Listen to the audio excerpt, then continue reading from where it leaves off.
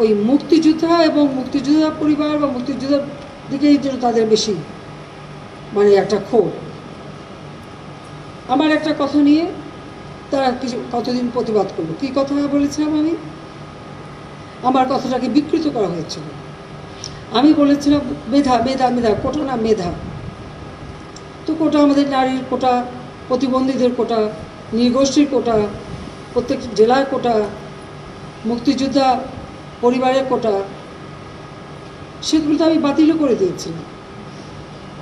তারপরে কোটা না মেধা, মেধা না কোটা, তো কোটা মেধার মধ্যে একটা তফাতের কী আছে? এখানে মেধাই তো হয়।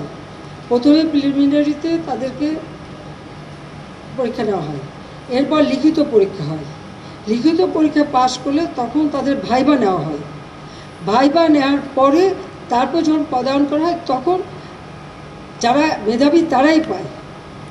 আর অবশ্যই এই কোটাগুলি ভাগ করে দেওয়া হয়। তাহলে যারা পরীক্ষা দিয়ে মেধাবী তারাই তো পাচ্ছে। সেই সূত্রে আমি বলেছিলাম যে কি মেধাবী কি শুধু মানে মুক্তিযোদ্ধা পরিবারের সন্তান সন্ততিরা কি মেধাবী না? তাহলে মেধাবী কি শুধু ওই রাজাকারের ছেলে মেয়ে? এটা বলার সাথে সাথে তাদের স্লোগান তাও কি বিকেল 4টায় আমি প্রেস কনফারেন্স করি, কয়েক ঘন্টা চলে যায়। হঠাৎ রাত্রেবেলা বোধহয় 11টা 11:30টার দিকে দেখলাম অনেক ছেলে মেয়ে বের হয়ে আসছে, মেয়েরা হল থেকে বের হয়ে আসছে। তাদের স্লোগানটা কি? যে তারা রাজাকার, তুমি কে আমি কে, রাজাকার রাজাকার, তোমার বাবা আমার বাবা, রাজাকার রাজাকার। তার মানে তারা নিজেদেরকেই রাজাকার হিসেবে পরিচয় দিল।